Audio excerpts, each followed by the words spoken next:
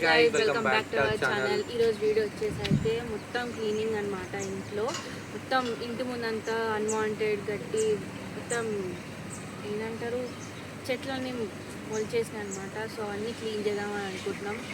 అంతా క్లీన్ చేసేసి కొత్త వీడియోస్ అని చేద్దాం అనుకుంటాం guys. సో అంత క్లీనింగ్ నా వల్ల అయితే కాదు. సో వీళ్ళతో చేపిద్దాం అనుకుంటే ఎట్లయినా పనుడే మా ఇంట్లో